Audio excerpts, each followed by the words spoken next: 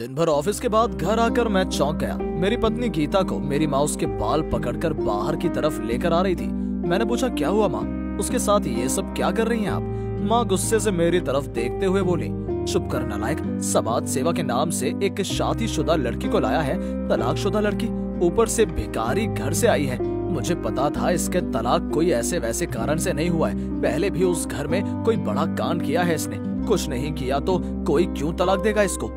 मैं अपनी माँ के आचरण से हैरान हो गया। ये क्या बात हुई? इसमें गीता की तलाक की बात कहाँ से आ गई? माँ की तरफ मैंने देखते हुए पूछा, क्या हुआ है माँ, मुझे सब खुलकर बताइए। गीता ने ऐसा क्या किया कि उसके बाल पकड़कर उसको बाहर ले जाना पड़ा?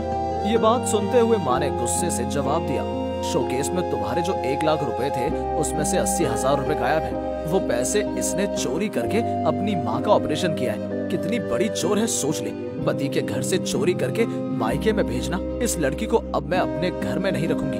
ऐसी चोर लड़की को और 2 दिन घर पर रखूंगी तो माँ बेटे को लूट लेगी। ये लड़की सत्यानाश कर देगी। किस्मत अच्छी थी कि सही टाइम पर पकड़ लिया मैंने, नहीं तो सत्यानाश हो जाता। मैंने माँ से पूछा, गीता ने चोरी की है ये आपने अपनी आंखों से देखा है? माँ ने जवाब दिया, देखना क्या है, चोर किसी के सामने थोड़ी चोरी करता है, लेकिन उसी ने चोरी की है, मुझे पता है। मैंने मुस्कुराकर बोला, आप इस बारे में इतना श्योर कैसे हो रही हैं? माँ ने बोला, कुछ दिन पहले वही बोल रही थी कि उसकी माँ के ऑपरेशन के लिए 80,000 रुपए चाहिए, पैसे के लिए ऑपरेशन नहीं हो रहे, रोते हुए बोल रही थी। माँ को शायद अब नहीं बचा पाऊंगी, बिना ऑपरेशन के नहीं बच पाएंगी, ऐसे डॉक्टर ने बोला। अब तो ये पानी की तरह साफ है कि पैसे इसी ने चुराए हैं। मैंने माँ को बोला, देखिए माँ, किसी पे ऐसे ही शक करना बहुत बड़ी गलती है, ऐसा बिल्कुल भी नहीं करना चाहिए। माँ ने तब भी गीता के बाल पकड़े हुए थे। अब गीता के बाल और भी कसकर पकड़कर बाहर की तरफ लेकर जा रही थी और बोलने लगी, भिखारी घर की लड़की अपने माँ के पास जाकर मर, यहाँ मरने की जरूरत नहीं है, और 80,000 रुपए जैसे भी हो वापस कर, नहीं तो पुलिस को बोलकर माँ बेटी दोनों को जेल का खाना खिलवाऊंगी। मैं अब माँ के सामने आकर खड़ा हो गया और लाइफ में पहली बार माँ के ऊपर चिल्लाकर बोला, मैं बोलता हूँ उसके बाल छोड़ दो। माँ मेरी तरफ आंखें दिखाते हुए देखती है, लेकिन उसके बाल नहीं छोड़ती है। मैं खुद ही जाकर माँ का हाथ पकड़कर गीता के बाल से हटाता हूँ और बोलता हूँ, बहुत हो गया माँ, आपने बहुत बेइज्जती की है, बहुत। सुनिए माँ, आदमी गरीब होने से चोर नहीं हो जाता, ये विचार अपने दिमाग से निकालिए। और तलाकशुदा लड़की खराब है ये सोचना भी बंद कीजिए।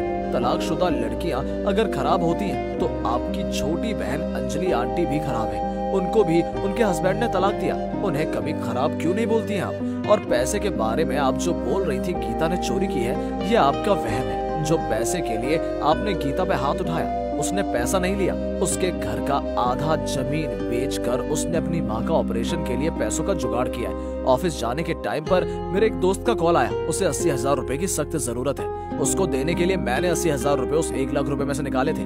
तब आप पूजा कर रही थी, इसलिए आपको बोल नहीं पाया। सोचा था ऑफिस से लौटकर बोलूंगा, लेकिन घर आने से पहले ही आपने गीता पर हाथ उठाया, उस पर जुल्म किया। छी माँ छी, आप ये सब जो पूजा पाठ करती हैं, ये सब लेकर आप कभी भी स्वर्ग नहीं जाएंगी। अगर आपने एक निर्दोष चींटी को भी कष्ट दिया, निर्दोष किसी जीव को तकलीफ देने से भी आपको उसका हिसाब देना पड़ेगा। तब ऐसा भी हो सकता है कि आपका ये पूजा पाठ एक जीव के लिए बर्बाद हो जाए। ये बोलते हुए गीता का हाथ पकड़कर मैं रूम में ले गया। गीता के सर पर गाल पर हाथ सहलाकर बोला, माँ से बहुत बड़ी गलती हो गई है। माँ ने जो किया वो बिल्कुल भी सही नहीं किया, ये माँ की गलती है। मैंने तो माँ को बहुत कुछ बोला, देखना माँ को अपनी गलती का एहसास होगा, वो अब ऐसा कभी भी नहीं करेंगी। गीता मेरी बात सुनकर रोते रोते बोली, मैंने अपने जीवन में इससे ज्यादा और कुछ भी नहीं चाहा। एक अच्छा पति स्वर्ग जाने से भी ज्यादा शांति दे सकता है। हाँ ये सच है। रात में माँ हमारे रूम पर आकर रोते रोते गीता का हाथ पकड़कर बोलती हैं, बेटा मैंने जीवन भर प्रार्थना की है, मुझे लगा था मैंने आज तक कोई भी गलती नहीं की है, लेकिन आज मुझे पता चला मैंने बहुत गलतियाँ की हैं। इस उम्र में मेरे बेटे ने मुझे बहुत कुछ सिखाया है, मेरी आंखें खोल दी हैं, मुझे मेरी गलती का एहसास है। बेटा मैं आज तुमसे वादा करती हूँ, अब से एक चींटी को भी तकलीफ नहीं पहुँचाऊंगी, मुझे माफ कर देना बेटा, मैं शर्मिंदा हूँ, बहुत शर्मिंदा हूँ। गीता माँ की तरफ देखते हुए आंखों में पानी लेकर बोलती है, आपको आपकी गलती का एहसास है माँ, इससे बड़ी बात और क्या हो सकती है। मैं खुश हूँ। मैं खड़ा होकर अपनी माँ और पत्नी को देखते हुए मन ही मन में बोला, ऐसे ही बदले हमारा समाज। 2 दिन के धन संपद भूलकर इंसान एक अच्छे इंसान में बदल जाए।